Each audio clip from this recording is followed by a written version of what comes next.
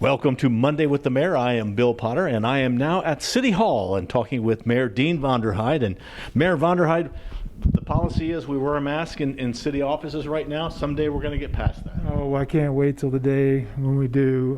But yeah, we're trying to protect our employees, and we consider ourselves, as well as every other individual out there, at risk when we're out and about. So in order to provide the services that the city does, we need to have people at work.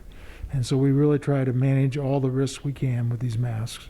Let's talk, first of all, about maybe some things of growth that you've kind of covered in your state of the city, but a little bit about that. Sure. Yeah. The city of Jasper's been growing, and the last census that came out indicated 11.1% growth, which is much different than what you heard from a lot of other smaller cities, or as small as Jasper. We've got a lot of good things going for us. Our industry base is very strong, remains strong, and we're continuing to see some people moving into the area for job opportunities. But at the same time, we've got so many jobs open. That's one of our challenges. So we need more homes, and we're seeing a lot of emphasis on home development, residence development. This past year, I think we had 82 different residential units going up in the city of Jasper, within the city, and that's a good sign. That's a good sign of growth. You want to be a growing community versus one that is shrinking and you're losing your population to other areas. We need to remain healthy, and it means attracting people with the right things. Quality of life is a big part of it, and that's hard to define. It's in everyone's eyes, but you probably start out, you want a safe and secure place to live. You want a place where education is available. You want a place where that when you make an investment, it's going to appreciate and not depreciate so much. So that's been the city of Jasper, and that's why it is so attractive to many people. I've met individuals out on the street, and they come by the city office. They moved here from California, from the East Coast, Massachusetts. Just had one from Colorado.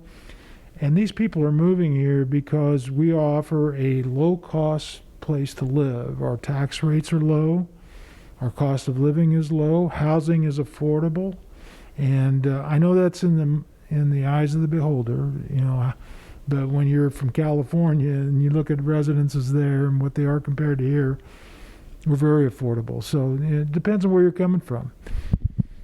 And even some things that people may not realize add to quality of life. The Jasper Arts Program, your parks program, fire safety. Yeah, I didn't mention those. Those are almost givens. In our fire safety, we have a volunteer fire force, and we are one of the top-rated communities when it comes to how our fire department responds and what the insurance rates are then for businesses and homeowners. So it's called an ISO rating, and we have one of the top ISO ratings you can get, which keeps your rates low.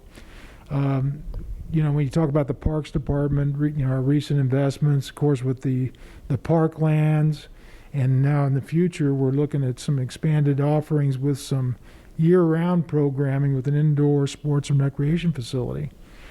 And I'm really looking forward to getting those plans out and about and working, because within a couple of years, I'd like to see that under roof and really functioning well.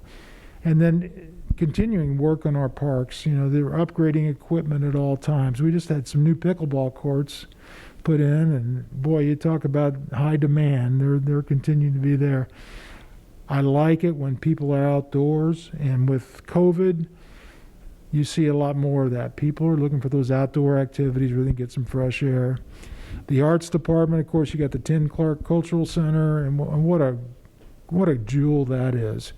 We had more people go through that in 1 year than we did in the previous 11 years at the other locations. So great investments. It's getting the community engaged and offering things that a lot of other communities really don't. Talk a little bit about the revitalization schedule that you have, because I'm sure people are wanting to know, well, when is this going to happen? When is that going to happen?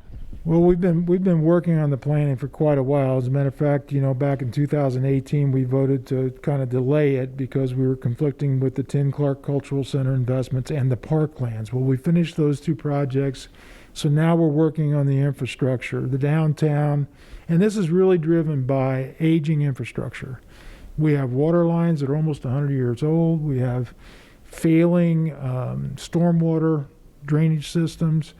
And we've got to fix those. We had a break 2 weeks before Strassenfest this year.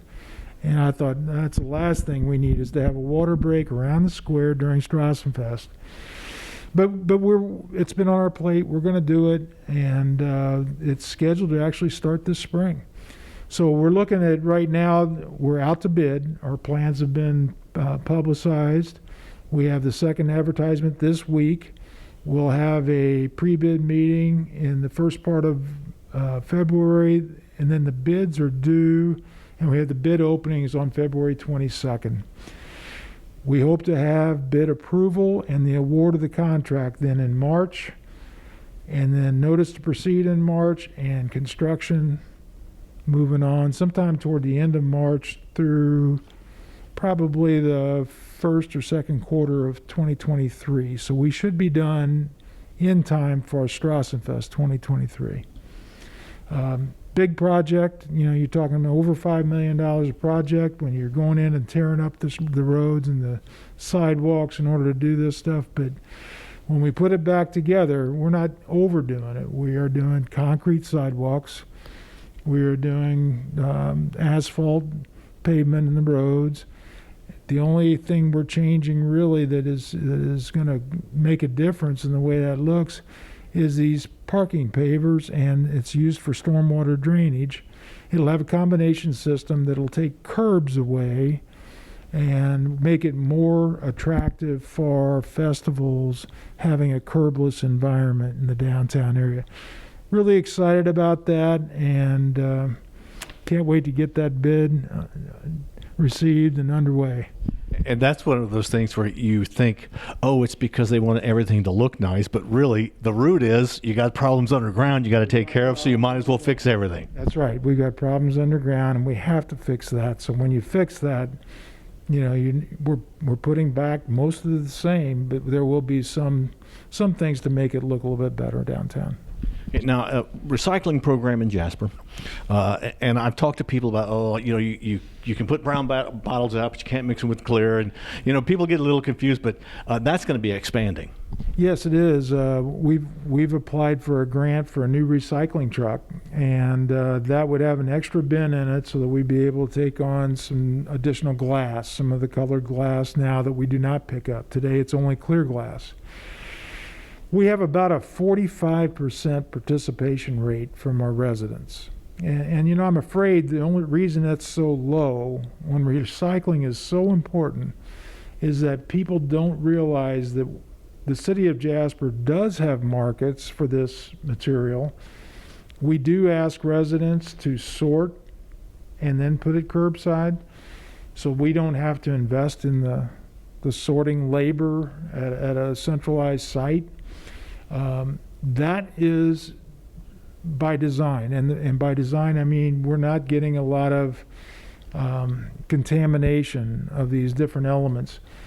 So if we've got a pure recycling product that we can give to the markets, it is in higher demand, and so we can continue to recycle at greater levels and expand the recycling. So we're looking forward to that. I would encourage every resident, though, to recycle and give this earth a chance. We've got a lot of people, like I said, they don't believe in it because they think we're just taking this recycled material and taking it to the landfill. The city of Jasper has markets for everything we recycle, and if we don't have a market for it, we will not recycle it. So I appreciate if more people will get involved in recycling. When you start picking up colored glass, that will need to be in a separate container than clear glass. Right, and we haven't gotten the truck yet, so we've filed for a grant to get this, and if the grant is received, we still have to go through the process of acquiring the truck, but it is our intent sometime in the near future to be able to add the brown glass. But in the meantime, the county does recycle colored glass, so I would encourage you to take it there. And it's really, once you start that program, once you start that rhythm, that habit of, okay, I got cardboard, I put it in this box, I got tin cans, I put them in this box, I got aluminum, I put them in this box, it gets to be really easy. It is, and I do that at home, and it's something I'm almost anal about it, because I believe that, everything has its place and a place for everything, so. Well, Mayor Dean Vonderheide, certainly it's good to be back talking to you in person. Someday we'll be able to see your whole face. Thank you, Bill. It's always good to see you. All right, we have been at Jasper City Hall talking with Mayor Dean Vonderheide on today's WJTS Monday with the Mayor.